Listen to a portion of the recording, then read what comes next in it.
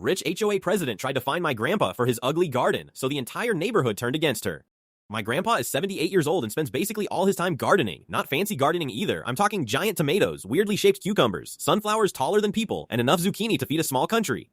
A few years ago, he moved into a quiet suburban neighborhood after my grandma passed away. Gardening was honestly the thing keeping him going. Everything was fine until the HOA president moved in. Her name was Linda, and she treated the HOA rules like she was running a dictatorship.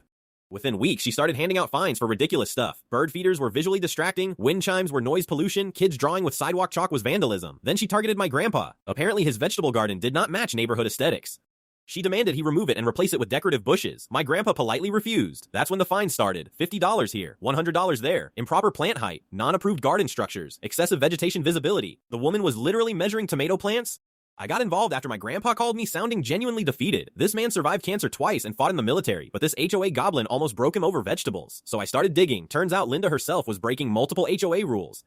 Her fence was 6 inches too tall. She had an unapproved backyard shed. Her driveway extension violated neighborhood guidelines. And best of all, she was running an illegal Airbnb out of her basement. Now normally people ignored HOA nonsense because nobody wanted drama.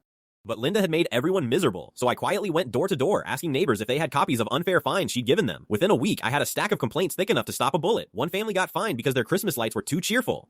I'm serious. Then came the HOA annual meeting. Linda walked in acting like a queen entering her palace. She started giving a speech about protecting property values. That's when one neighbor interrupted and asked why her illegal Airbnb guests were parking on the street every weekend.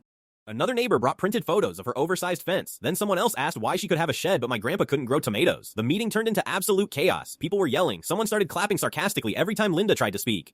My grandpa just sat there quietly eating cookies someone brought. Then the final blow landed. One neighbor revealed that Linda had been using HOA funds to pay for community landscaping that was actually just flowers planted around her house. The room lost its mind. Long story short, Linda was removed as HOA president that night. The HOA launched a financial investigation. Multiple fines got erased. Asterisk, the illegal Airbnb was reported to the city, and my grandpa, the neighborhood basically adopted him as the local gardening legend.